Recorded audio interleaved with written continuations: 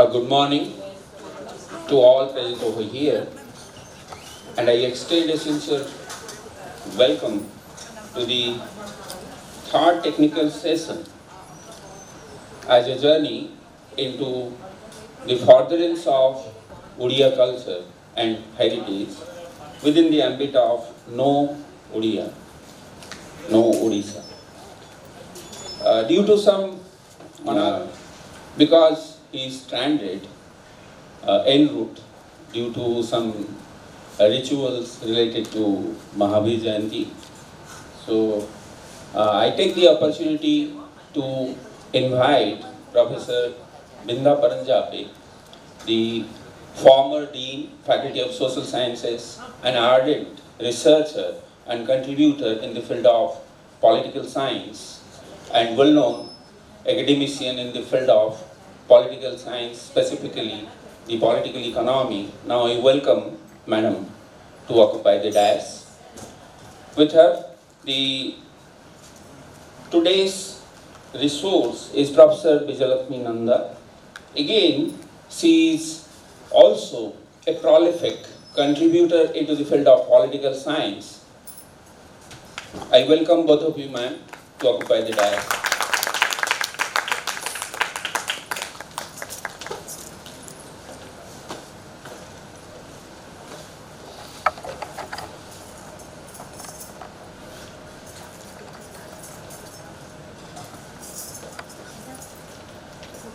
Thank you, ma'am.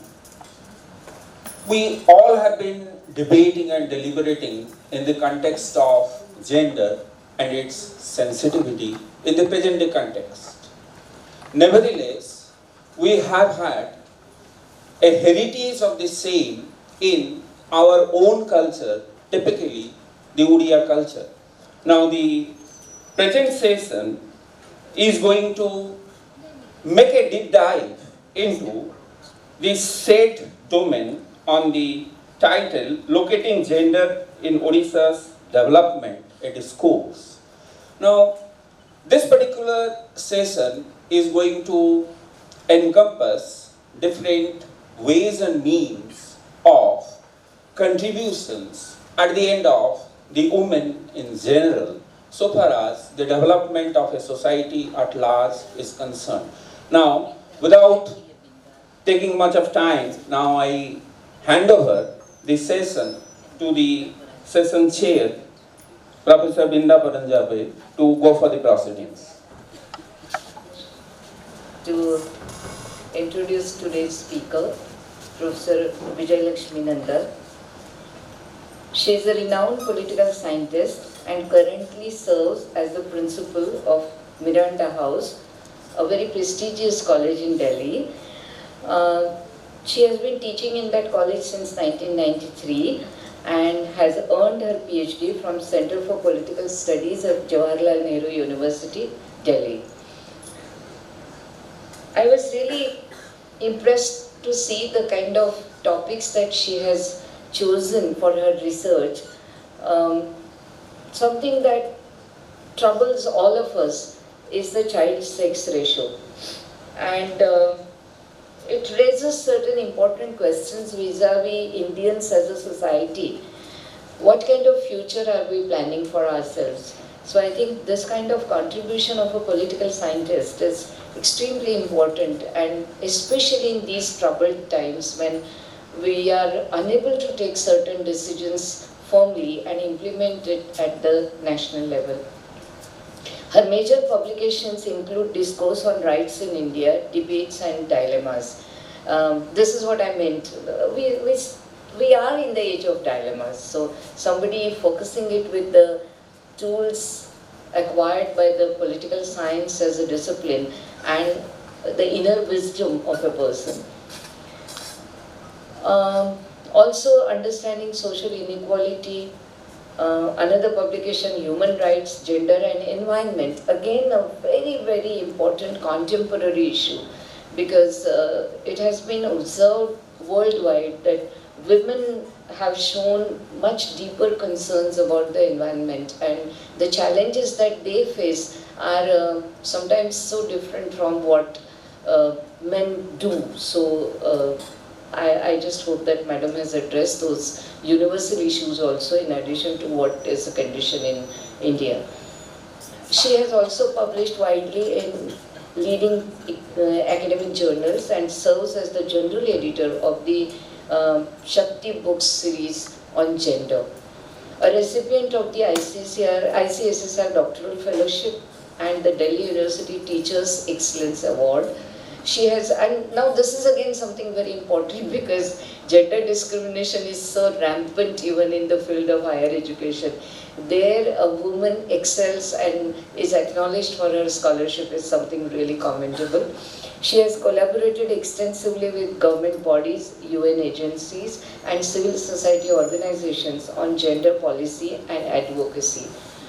Once again I would say that there are a lot of scholars who work on gender issues, but especially the idea of mentorship and advocacy is less discussed academically. People do practice it, but they look at it theoretically much less.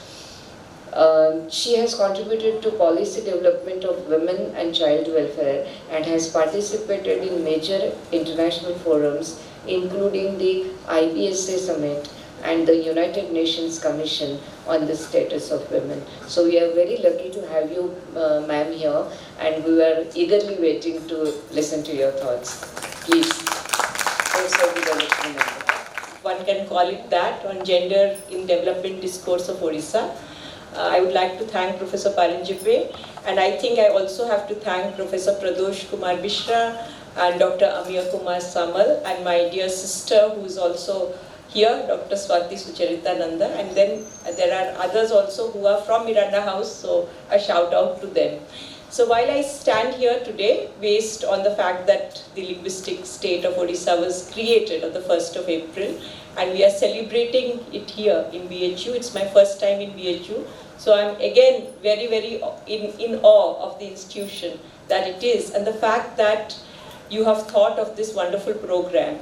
And knowing Odia or knowing Odisha and looking at it as through a window of the Odia cultural heritage, I feel this is something that we need to do, and the Odisha Foundation Day is being celebrated by you. I also, in some sense, work as an advisor to the Delhi Odisha Students Association, and they also celebrated it in Delhi, and I know the issues of bringing in the audience, making it, and I'm one of the organizers, so I understand that. So you know that I understand how things work, but I am indeed very delighted to be here. What I will be doing in the course of my lecture, which is says 30 minutes, but I'll try to make it shorter if necessary. Okay. So I would like to first state that I was born in Odisha. I was born in Cuttack Medical College, the SCB Medical College as it used to be known. My mother, Manorama, was married at the age of 18-19, and I was perhaps born when she was 20-21. We had 3 daughters, and gender issues in Odisha may be different from the patriarchal north, but the fact is when you do not have brothers, the idea of gender discrimination you learn very quickly in life. It may not come from your immediate family. My immediate family was progressive to a large extent, so we didn't listen to those concerns from them. But what we heard was from the society around us. And so the question would always be asked, oh, you don't have a brother? You don't have a brother? So that question would always reverberate, and I used to always wonder, but I do have a sister. And I have 2 sisters, and I have cousins, and they were, by the way, they were also all sisters, at least till then. So I think somewhere that concern brought in the budding of the first ideas of gender discrimination. That somewhere we face it and we realize and we internalize it. And why is it important? So in the development discourse, and development is not gender neutral, policies that ignore gender will reproduce inequality, even when they succeed economically. So I am not going to go into the story of the GDP growth or the poverty reduction or the infrastructure and governance reform, but where are women in the story of development? And that's the issue that I want to bring in. Professor Parinjipe told that I do work on declining sex ratio, and I have been working on that for the last 35 years. From the 2001 census, largely I have been working, but even before that, the 91 census, I have looked at it and closely followed it. My father himself was the Registrar General cum Census Commissioner. My mother passed away then, and she died of breast cancer. Again, another issue that women hide and do not go for regular checkups. And I want to bring in this personal story because it's important. And I don't think, as somebody who's talking on gender, we should, resist telling our personal stories. And so therein comes the other story that my father was the census commissioner, and he was able to then locate this idea. 91 it came about that there is a declining sex ratio in India. It was not noted in the way it got noted later in the 0 to 6 age group, which is in 2001, and then again in 2011. We will get to know from the next census, 2027, not 10 years, a little more than 10 years, what it is looking like. So what is the concept of locating gender, and how do you make it visible through the development discourse? The sex ratio is one of the ways of doing it. In 1974-75, the Towards Equality report was written. It was a status of women report that, that certain women were asked to write for the government. It was a UN status of women report. And that is when they realized that there is a declining sex ratio in India. It was adult sex ratio. But later on, they also saw it in the sex ratio of children, 0 to 6, that came to be noted. And that this could not be explained away only by health reasons. So what came to be known later on as son preference turned into daughter aversion. And people were, families with the connivance of unethical, illegal medical practitioners were getting rid of daughters even before they were born. So it used to be known as female feticide or whatever you call it.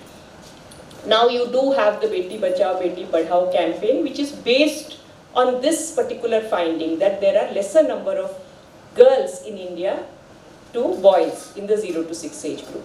But it was also a paradoxical one, in the sense that you found more of such cases in the north, and the south and the east seemed untouched. And at that point of time, people like Barbara Miller and others wrote that these are rice producing areas.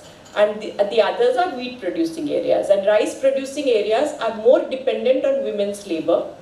And then again, the Green Revolution and the rest of it had brought in a lot of mechanization in the northern states. So women were seen as liabilities because there is dowry and they are not really helping, in the sense that a utilitarian argument. So she said that is why the rice producing areas, women are not got rid of in the way that they will be got rid of in the patriarchal northern area. I am not very sure about Varanasi, but definitely.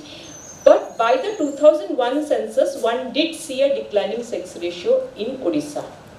And what had happened then, and this is my study, I did a comparative study between Punjab and Odisha, and one came to the conclusion that while in some cases it is the demand that propels supply, but there is also another law, the SAYS law, which says that supply can also propel demand.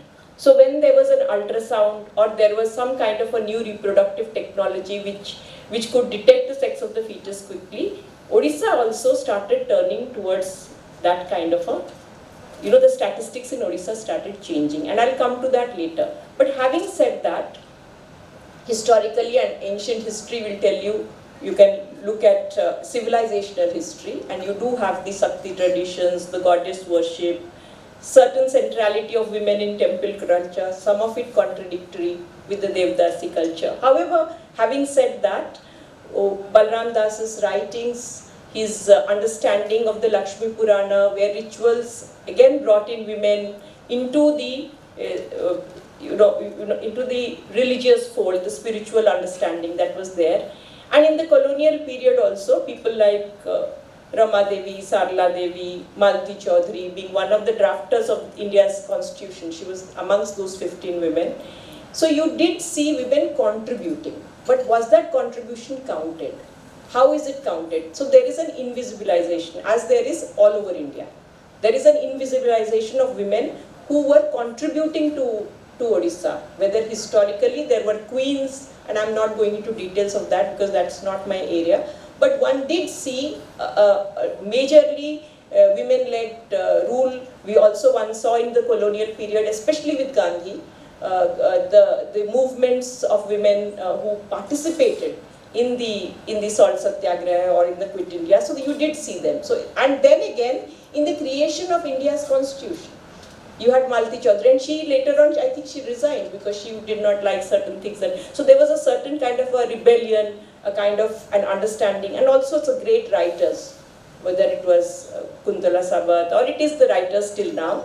And post-independence, you had a first woman chief minister in 1972. So Odisha being ahead of most states in this regard.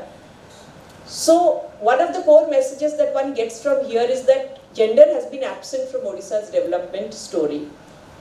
It's not been absent, but it has been under acknowledged. And how do you need to look at it? So I am going to look at it only through numbers. But before I do that, I want to say that there is of course a distinction. I moved from Odisha to Delhi and I did see that distinction. I did see the kind of things we took for granted in our homes. You did not find that in the northern belt for women. The kind of conversations my parents would have, which were equal conversations, of course, there could be an intersectionality. My home could have been a little more progressive. Another thing was the level of dowry, the level of domestic violence. I did see that there was far more in the north than there was at home. And there was a certain progressive element in the way in which we presented ourselves. And there was a certain level of, how do I say, a kind of a subtle, empowerment, which came because of our mothers and our grandmothers, and we developed, I mean, there was always that strong matriarch in the home. So you did see that, but I do not want to simplify that story. There are also layers in that, and that needs to be read, but I will be only looking at it from the NFHS data. The NFHS 5, which is the latest data, and I see it as a development document. That's the kind of work that Shambhavi and I are doing. So the empirical understanding of the NFHS data is that has Odisha's development reached its women, and where it hasn't reached its women. So number one, Odisha used to be known for its maternal mortality. It had one of the highest maternal mortality. However, now with institutional deliveries dramatically improved, you do have an improvement in that. That's all over India, but Odisha has improved. Immunization also, which used to be very low in Odisha, it is the best in the phase 2 states.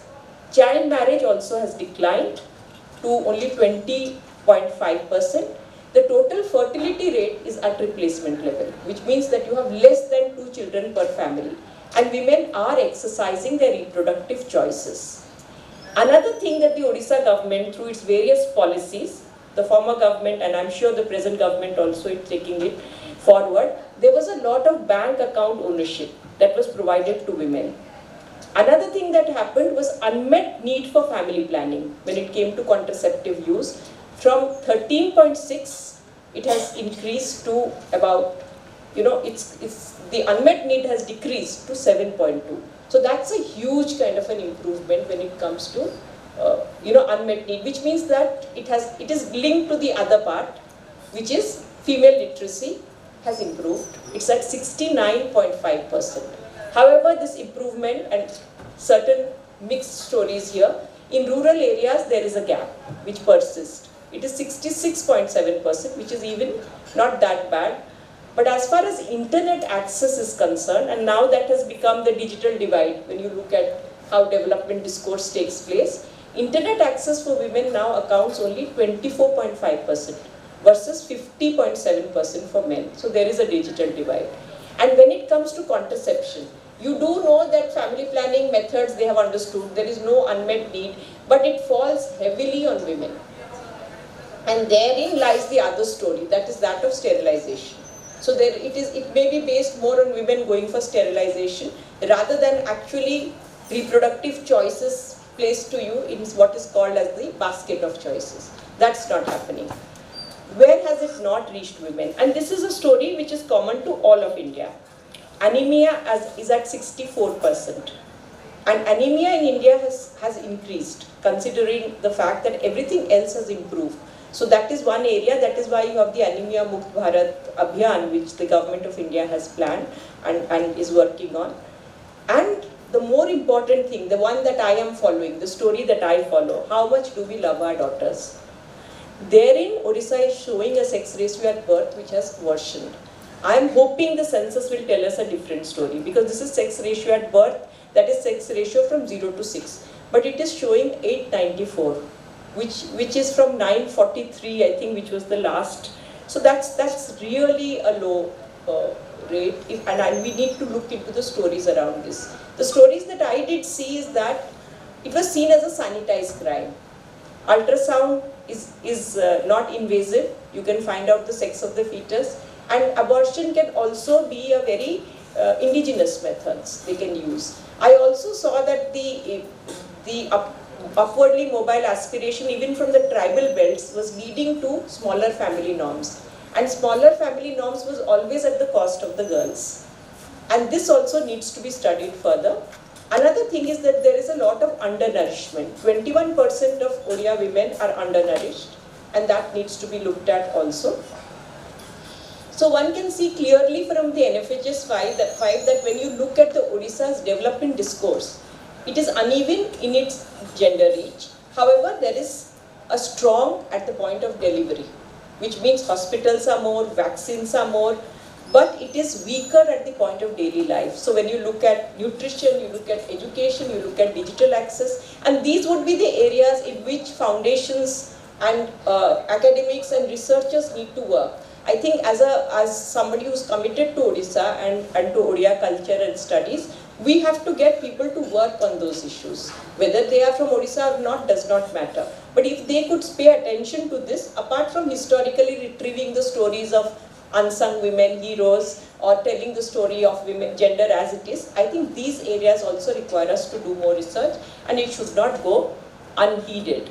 Another point is to look at the policies. Odisha's policies for women have really been celebrated, and sometimes they have been followed even by the central government.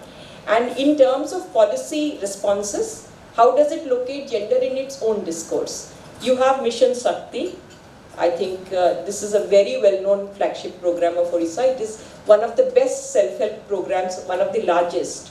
And there they have mobilized over 70 lakh women into self-help groups. And this is not just economic. You are building women's collective power, agency, and it is a model which is studied nationally. So the kind of self-help groups that have been created in Odisha have been studied nationally, and they have been operating nationally. Another thing is the Mamta scheme. And these were conditional cash transfer for pregnant and lactating women, and they definitely address the maternal nutritional gap that NFHS 5 was revealing. So you did see an improvement, better women's health when they were mothers. But again, that continuum of care is necessary. These policies really locate women only within reproductive and child health. Once women are younger, then they are still looked at from the point of view of birth and growth. But the moment they are in the age when they are no longer reproductive, their health does not matter. Whether it is for all of it's a global story, and we don't really look into issues of osteoporosis, which are brought in with menopause, or heart problems, or many other issues, or mental health disorders that women face when they are older, because it is still very, very utilitarian, and that we need to look at. The other scheme that you need to look at is the Kalia scheme, which is not gender specific, but it includes women farmers who are direct beneficiaries. And this is a deliberate design choice that they have made, and this is an important one that has to be looked at. The reservation of women in the Panchayati Raj, in the local bodies, and that has really improved. And in fact, now you are seeing the other side of the story. First of all, you saw them as proxy women, or Panchayat Patis, we used to call it. But now the success stories, which has been highlighted by people like Vidyut Mahanti, Nirmala Buch and others, they did show that these women had great leadership skills. Another point, I want to bring this point in, because I also did a study with Sansrishti and Asha Hans and others. So their organization, I did look at some of their work, and I spoke, we were collecting their stories and we were engaging with that. When I spoke to those women, they said, when anybody enters into politics, they take the help of the people closest to them. We take the help of our husbands. But somehow we are given this tag, Panchayat Pati. Whereas those people, so you would never tell a politician that you're taking help from an industrialist, so you are, liable for that, or you're taking help from another capitalist, but you will tell it to a woman. From where will she get her resources? Another issue that needs to be noted is whenever women's political participation is looked at globally, we only look at the parliament. And India's women in the Panchayati Raj are actually bringing about changes, and they are not being counted. So this is also an undercounting of women who are actually contributing, and in the beginning they were not so good. They came in, they took support of their husbands, but now they are marching forward, and their issues have always been local issues. They have looked at health, they have looked at education, and many success stories from Odisha, from Maharashtra, from Gujarat, from Madhya Pradesh have been noted about such women who have really contributed. The other is the Bijayalaxmi Swasthya Kalyan Yojana, which is a health insurance scheme which covered women specifically. And there was higher coverage for women than men. And therein you see that there is a clear expression of intent by the government. I was myself involved with the United Nations Fund for Population Association in creating the first women and girl child policy, youth policy of the country, which was made for Odisha. So almost every department was looked into, and how they could improve the situation of women in those departments. For example, let's look at transport. So they looked at mobility, they looked at what are the kind of support systems that can be. The revenue department saw that how can we give women better when it comes to property changes, how can we make more revenue officers amongst women. Every department compartmentalized nahi raha, and they engaged with each and every issue that was there for women. It was a very well-made policy. Its policy is basically a framework, and it had to be followed. After that, I know that Rajasthan had a policy and UP had a policy, which they created, and I was involved to some extent with Rajasthan through UNFPA and then the then Minister of Women and Child Development. In UP, I think it was the Women's Studies Department which was helping them, and they did ask me for some advice, and I remember that. So what is the unfinished agenda? So from being born in Odisha in 1960, in the 1960s, in a hot April day, I was born somewhere in April only at 9 a.m. or so my mother said. To today, when I stand here, and I remember the struggle after having passed from Utkal University to find a voice in Delhi University. When I went there for the first 10 years, the first thing that hit me was the brand consciousness. So every time I said Utkal University, they would say, what? Where? Naturally, it's Delhi University, and everybody who teaches in Miranda House is more or less a Mirandian. So there is also that brand credibility. So it takes you a long time to find your voice when you come from a state which was ignored. But now that's not the case. Now people know which is Utkal University, they know Odias. The reasons are many. One is the fantastic kind of development discourse that happened in Odisha. The other is the way in which elections took place, and now everybody says Jai Jagannath, which is another beautiful way of celebrating the Odisha culture. And the third thing, of course, is our education minister is from Odisha, and our president is also from Odisha. And that is being counted as a reason that we are being recognized. There is a certain recognition that has come. It used to be there. It used to be there in terms of tourism, but there were some confusions. Like every time I introduced myself, many people talked to me in Bengali. They thought they were speaking Odia. So it has happened many times. So that is also there, the cultural kind of gaps that exist. And now you have somebody talking about Odisha food, Dalma, a restaurant that we are, and Dalma, and for us to explain, Dalma is not sambar. And so, you have to explain that to people, and I think Odisha food is now being celebrated. So what is it that we need to look, and where the development discourse needs to go? I also have one daughter, and I also got asked the same question. Beta nahi hai. So variety ke liye kar lete. I mean, I have heard many such stories about how women are generally put down because they have daughters. So, however, that story now has changed in some ways. I also meet a lot of fathers who celebrate being fathers of daughters. And we need to engage with men. We need to see them as allies, and we need to contribute to that. I was brought up by my father literally, because my mother passed away early and we were 3 daughters. So in a way I was in my 20s, but my other sisters were younger, and he is Like he says, he learnt all his feminism from us. So all his gender from us is how it is seen. So what are the areas that we need to look at when it comes to Odisha, and where I would request you to put your attention as well-known academicians working in the center and one of the best universities of the country. One area that we need to look at, and that's why I call myself an advocate. No, advocacy is something I do. From nutrition to nourishment. How can we solve the anemia issue? Because it is not something that is only about not being able to provide nutrition. It is also about how women view food. How body size image is affecting the idea of food. Little children are refusing to eat because they want to look like Barbie dolls. How is that going to impact the larger context of nutrition and nourishment? Apart from the fact that food systems needs to be looked at, agricultural systems need to be looked at, and women should not eat the last and the least. That needs to be looked at, their own eating habits. Then how do we look at the digital gender equity in Odisha, and that development future for Odisha or for any other state for that matter is going to be digital, whether we like it or not. If women are excluded from internet access, they will be excluded from the next phase of growth.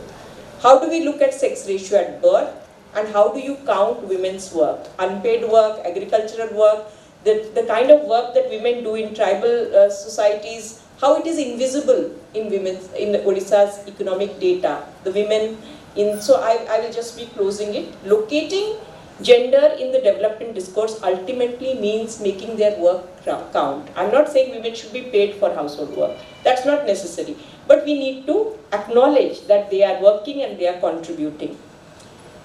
Now, one of the stories I always like to end with is an inspiring story. So Draupadi Murmu's journey is inspiring because it is so improbable. She starts as a not so exceptional person, an ordinary person in Mayurbhanj, where she is from, extraordinary personal resilience, going through her own life in the way she does. Then here she is, like almost the head of the state, one can call her that, and she is able to make her own path through that. So that personal resilience, in spite of all of that, I think there is something in the soil of Odisha, if I can be poetic. When it rains there, you can still smell the earth. I haven't smelled it in Delhi. And when I get down from the airport at Odisha, I still touch that soil to my forehead. Bande Utkala Janani. Thank you. Thank you so much, Professor Bijayalaxmi. I'm sure each one of you must have been mesmerized by the kind of scholarship that was presented here. And in addition to that, I would say that such erudite scholarship can be communicated in such communicable way that each one in the audience must have related to it and must have felt that, okay, these are the issues that I need to look at and understand. One more thing I would say that, yes, we are all mesmerized by the cultural strides that Odisha has taken. And may it be dance, may it be music, may it be all kinds of visual art or food or architectural and sculptural beauties. But in addition to that, there are these stark realities, and if we kind of ignore and do not address to them as academicians, probably we are failing in our duty and our commitment towards our own state. I'm so happy to see here Professor Kalyan Ghadei, who has been a great scholar in the field of communication, because extension education is his special forte, and I'm sure things related to agriculture related economic activities and the reach to the women in that field he must have worked on, so I'm sure he will be having some comments on it. And Professor Manoj Mishra, because in the peace studies also, Odisha offers some kind of a very special model which he's trying to put forth. So if he has got some observations about the gender and the peace discourse vis-a-vis Odisha, I would appreciate if Professor Ghadei comes here and gives his comments on this talk.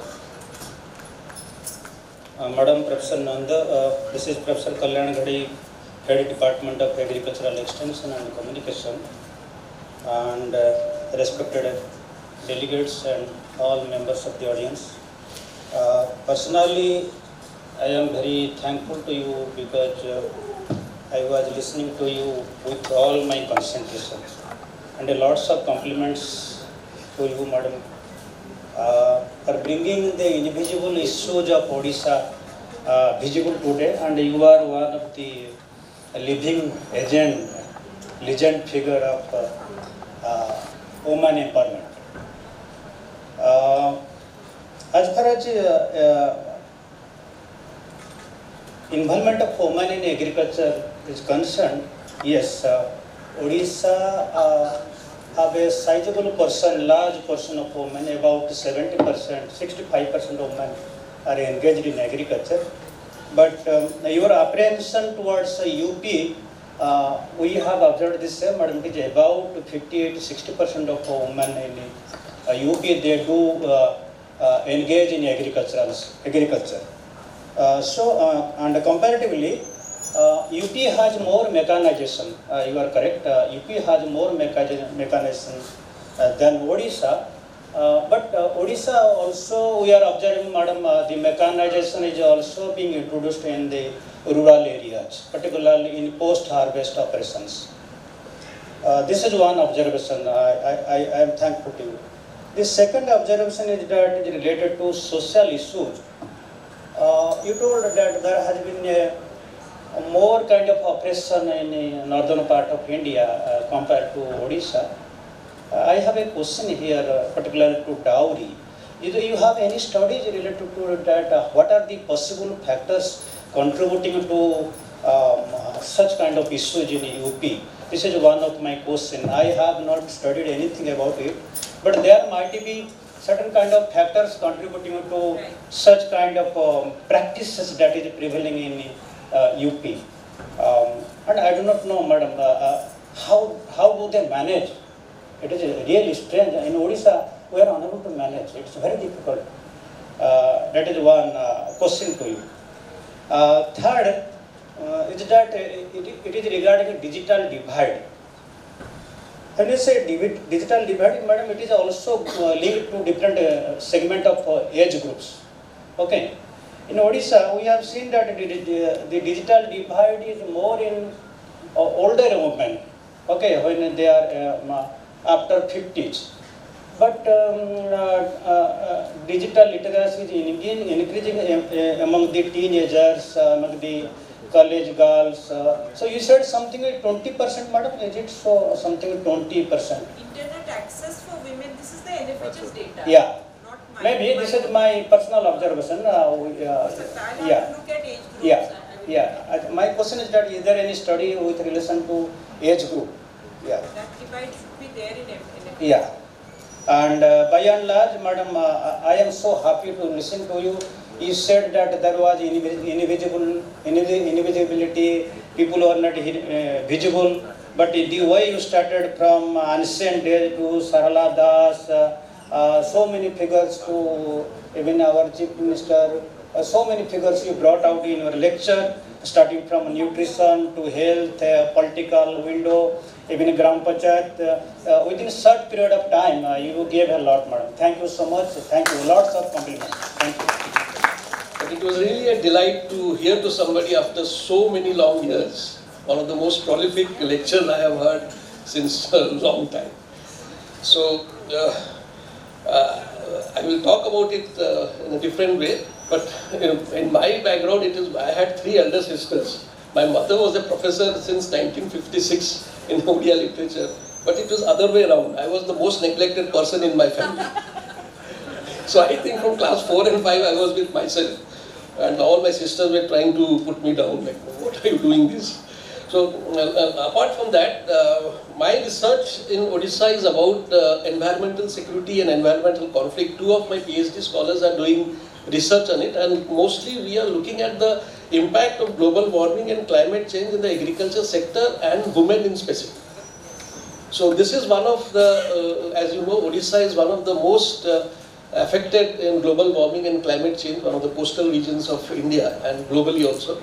So in the coming years, this is going to become more in numbers, and it is going to magnify.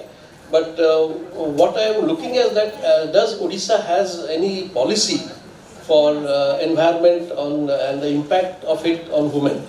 So we are looking at it. We are mostly coming out with 2 PhDs, and we went to Odisha many times, and Professor Kalyan Dhari and myself and Professor C.D. Adhikari, we had a project on this also, the impact on agriculture in UP and Odisha. So thank you, ma'am, for giving this good lecture on Odisha. And Odisha is one of the most neglected places, but now it is coming up. In this age of digital age and WhatsApp and Facebook, I think that the neglected aspect of Odisha has now come up, and it will grow in the future. Thank you, everybody. Colleges, DAV, PG College, Dr. Sucharita Nanda, Swati Sucharita Nanda would like to say something. Okay, anybody from the audience would like to give a short question or a comment? Please.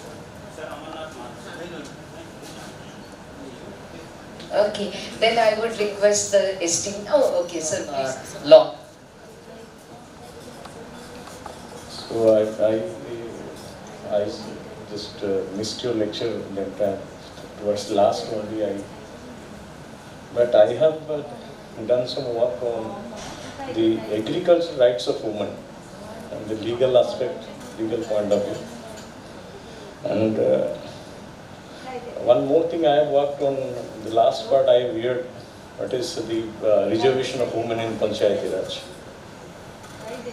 You said that the situation of the pradhanis in Gram Panchayat is gradually improving. I don't know about Odisha, but in UP is very, very miserable. Miserable in the sense that the pradhanis only they were the rubber stamp.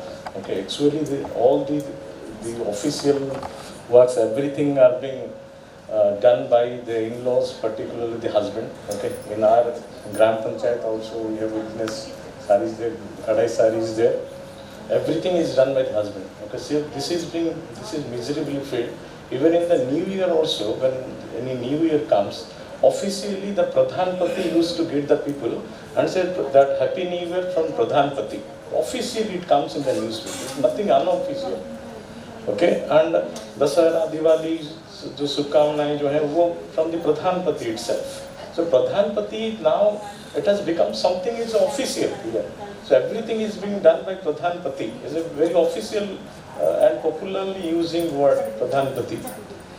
Second more thing that gender is something we perhaps we do not use the word in a proper sense, and we sometimes we fails to distinguish between gender and sex. Okay, it's not sex is that a biological creation. Gender means it's a social creation only that. Okay, that man will earn, woman will that do the household. This is a kind of gender. And you know that Supreme Court recent verdict of Supreme Court of India that the housewives are not made. This eye-opener judgment. Recently, the last week, the Supreme Court has said the housewives are not made. Okay. Regarding the last point, I would like to that the agricultural rights of women.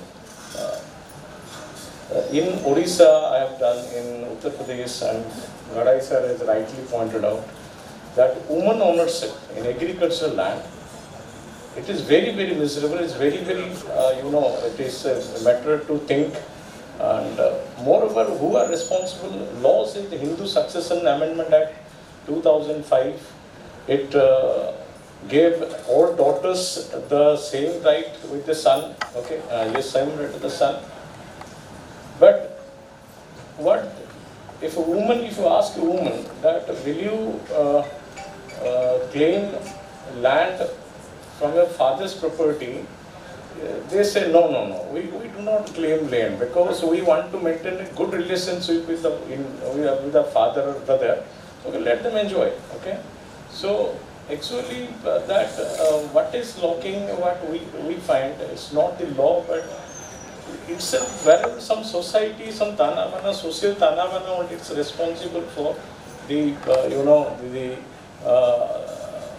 the woman ownership in the agricultural land. So both these things, mindset of patriarchal that attitude, these two are responsible for this. So this is my remark. Thank you, Professor Padi. And I would now request Professor Bijayalaxmi to respond to this. If you want to go there or you want to hold it?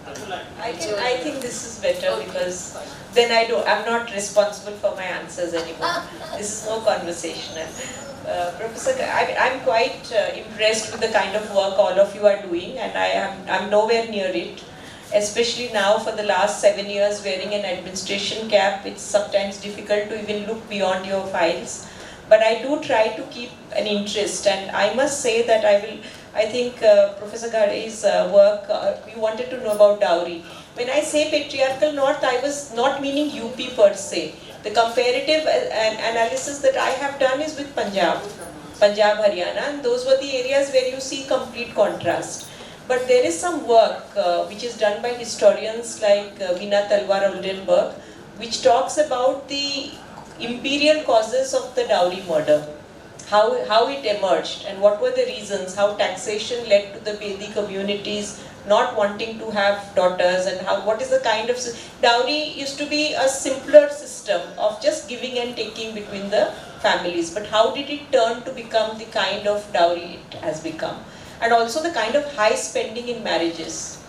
It's not just dowry. I mean, one particular business magnate does a wedding and it is on the social media. Everybody wants to have a wedding like that. In fact, when I was getting out of the airport, I saw 3 pictures of brides and they were dressed with so much gold. So the kind of role models we impress upon women is that bride.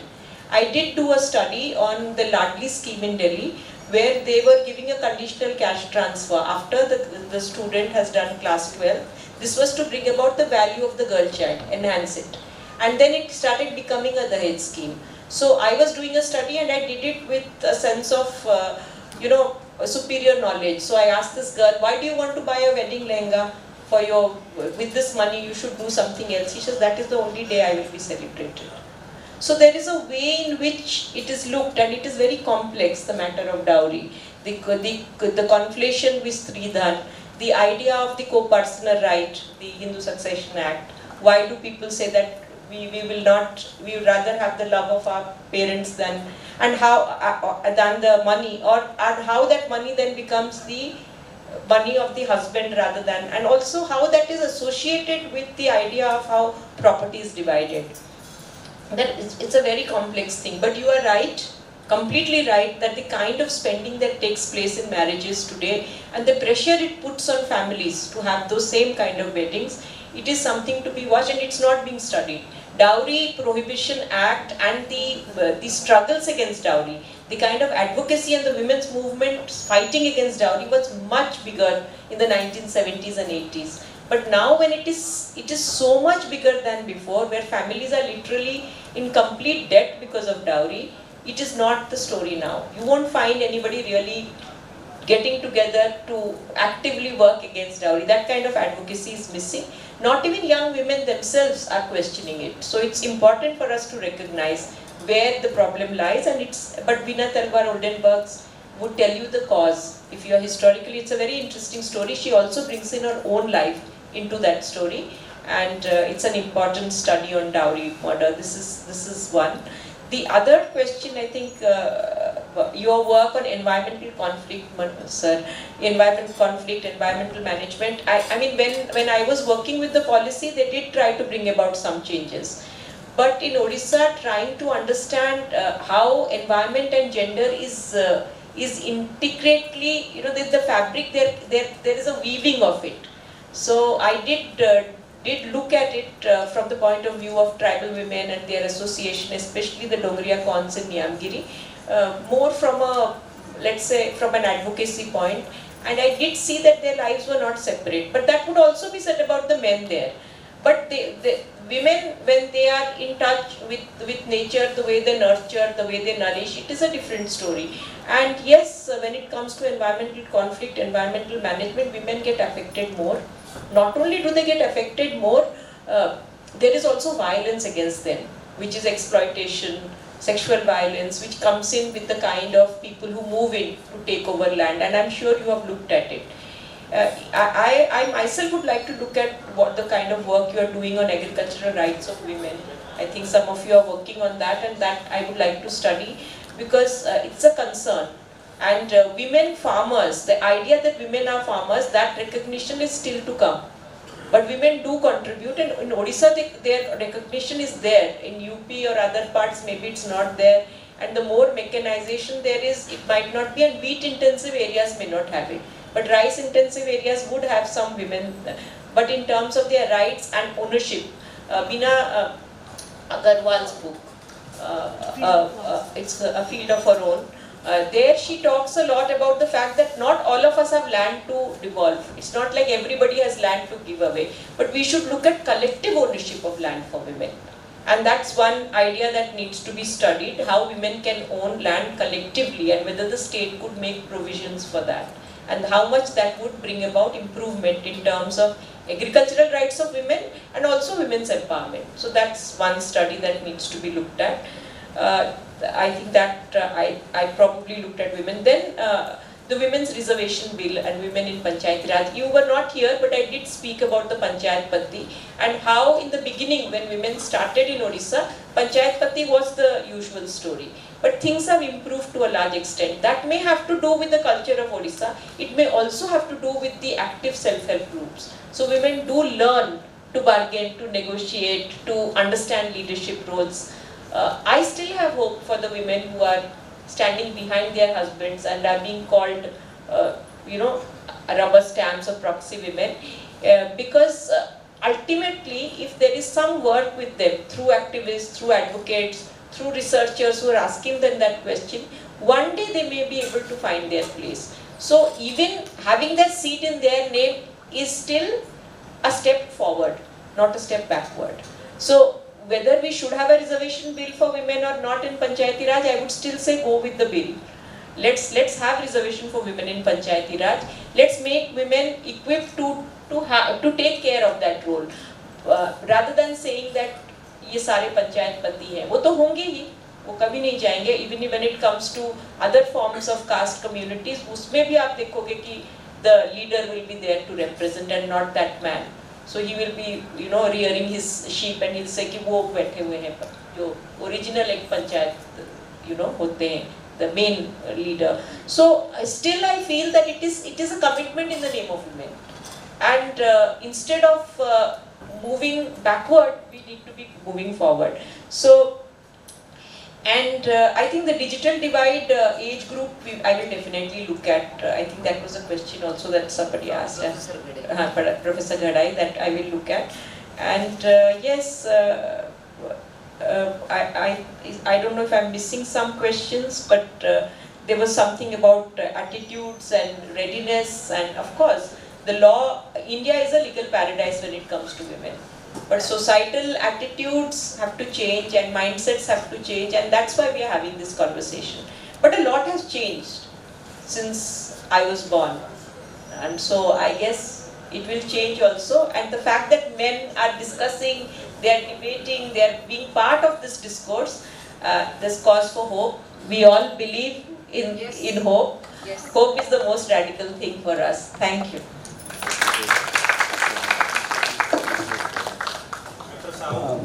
Only one line I want to add, madam.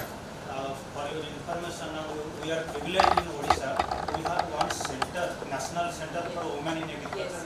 That is that. Thank you.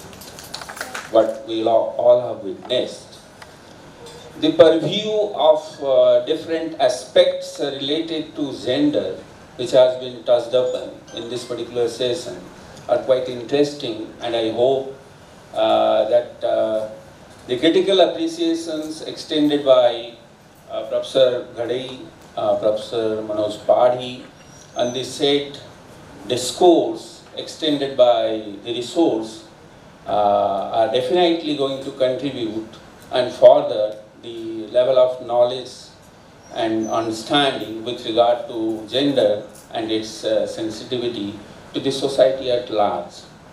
Now, without taking much of time, now I request Professor Amar Mahanti sir to felicitate Professor Nanda.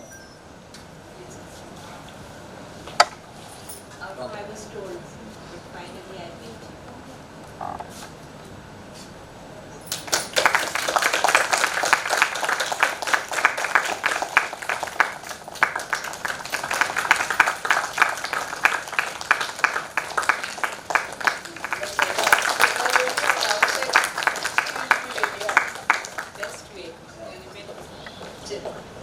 I thank Professor Mahanti, Professor Binda Paranjaba ma'am and Professor Bijayalaxmi Nanda to witness and share their knowledge and wisdom on this session. Now I am waiting for the next session to lunch, and all the participants and audience are there to witness the next session. Thank you. Thanks.